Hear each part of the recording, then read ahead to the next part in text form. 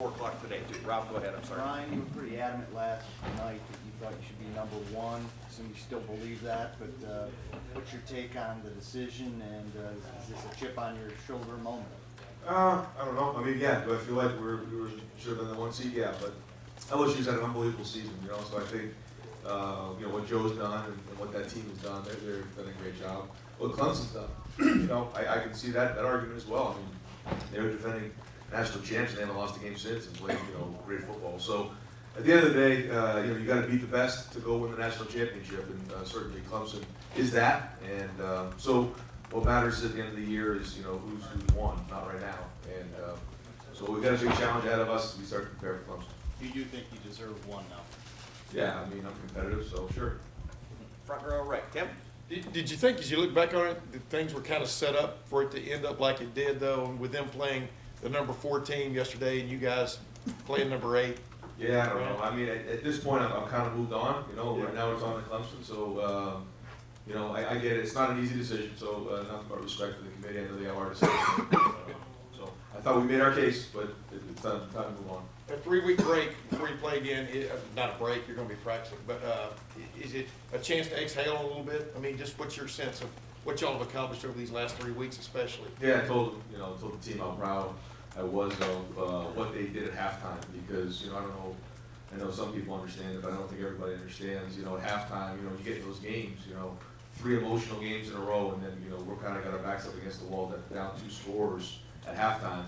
And it took toughness and it took love in that locker room for us to come out the way we did in the third quarter. That was probably the coolest quarter of football I've ever been a part of. The combination of Buckeye Nation just taking over that stadium, and the way our offense and defense were in a frenzy. And there were players coming off the field with so much emotion that there was actually tears coming out of their eyes.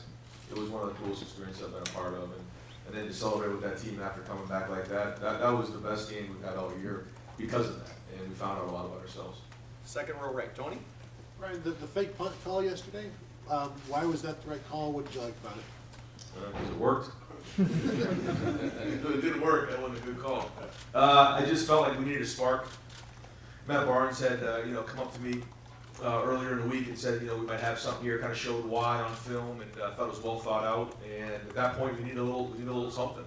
And although it didn't turn into points, I thought it gave us a little jolt in that game. And also the feeling, hey, listen, I know we're in a big stage, but we're going to be aggressive, and you can't be afraid to be bold. Told the guys to be bold in that game, and that was an example of it. Did you have Drew working on the 1-inch drill at all during practice? Not 1 inch, but he's good. We actually had him throw about a year ago in preseason when we weren't sure, when we had Chugs coming in and we were showing out numbers. He was taking snaps for us, and he's played quarterback in his career, so we knew he could throw it. And plus, that stage isn't too big for Drew, so to make that throw, that wasn't an easy one, by the way. It wasn't wide open like we thought it would be.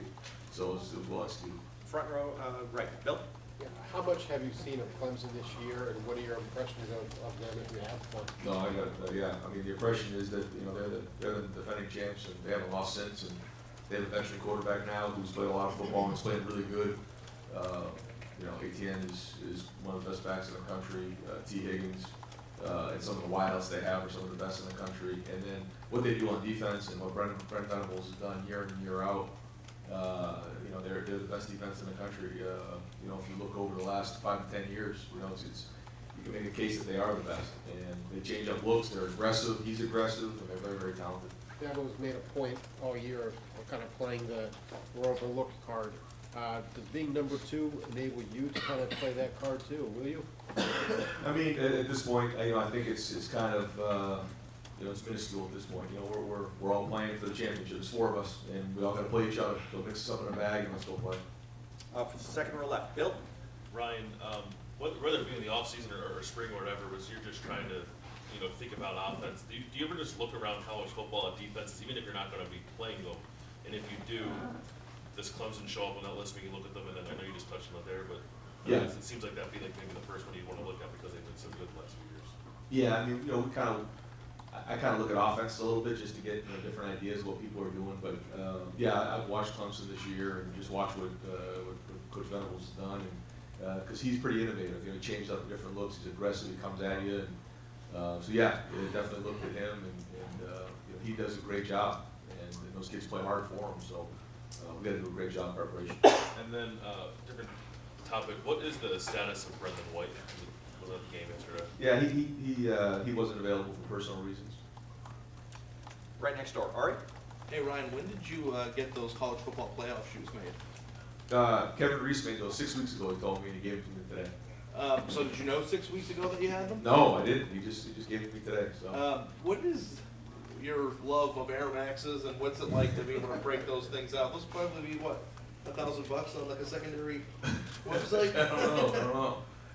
Yeah, I've always liked those original Air Maxes, and then Kevin Reese started, bringing out different pairs, and the guys on the team really liked them. They kind of got fired up with the different colors, and so we wear them on game day, and yeah, I mean, I like the different styles and different colors. It's kind of a good look. All kidding aside though, sorry Jerry for the, We gotta go, let's go. when you put on it's not about the shoes, but like when you get a gift like that, does it become real to you? Like, has it really sunk in yet of like, you've made it and like what's really ahead right now? Yeah, we're here now, like you said. Yeah, I mean, we're in it right now. We're in the Final Four, and we said it was March Madness a few weeks ago, and we're in March Madness. We won those 3 games to get to the Final Four, and now we get to go play for the whole thing. Third row left, Dan? Ryan, obviously it just preceded your time here, but the 2016 game against Clemson, I know you talked before about making sure the players understand the history. Do you think that's something that you will use as a motivating factor for this team? I think we'll use it as a reference point, but that's 2 very different teams. And so, yeah, I mean, I wasn't here, and a lot of guys weren't here, but we'll definitely use it as a reference point, but I don't think it's very relevant yet. Front row right, Austin? Ryan, you said you got to beat 2 teams no matter what, but when you, as a coach and motivator, see that number pop up and it's lower than where you were before, do you think I can use that? Or I just wonder how the brain works when that new information is processed for you.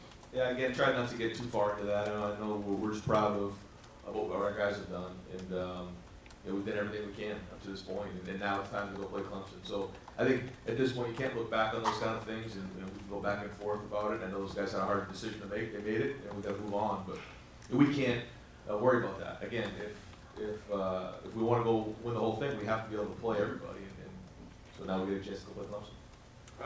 Front row middle, Joey?